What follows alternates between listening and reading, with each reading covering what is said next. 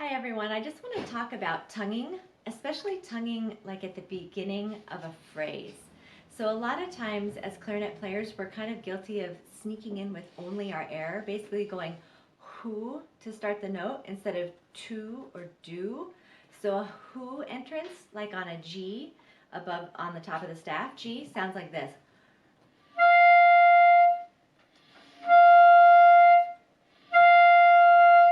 But if you can add the tongue at the front of the note, it sounds like this.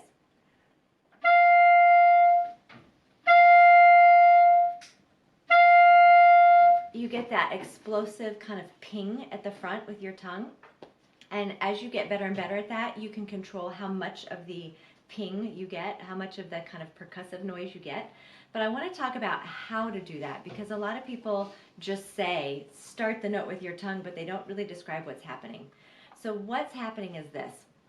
If you start the note without your tongue, if you just go who, all you're really doing is setting up your embouchure and just blowing who, and there's nothing happening with your tongue. It's not moving.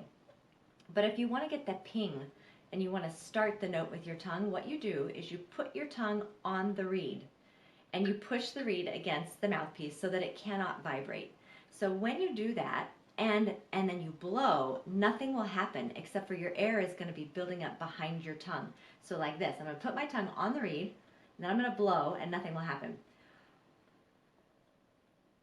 Because by plugging up the valve, I'm not letting any air go through. So once you've plugged up the valve with your tongue, then you start blowing. Then if you just pull your tongue off, and your air is still ready to go, lots of velocity behind it, your air will just explode through, and that helps you get that ping that we like.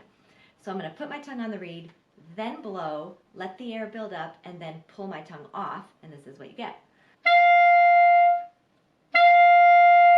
You get a much more satisfying ping. When you first start doing this, if you haven't been doing this your whole clarinet life, it won't be perfect at the very beginning. You have to practice how to get the air in the tongue just right, because what a lot of people do by accident is when they go to pull their tongue off the reed, they actually push harder into the reed first, and that can make an undesirable sound.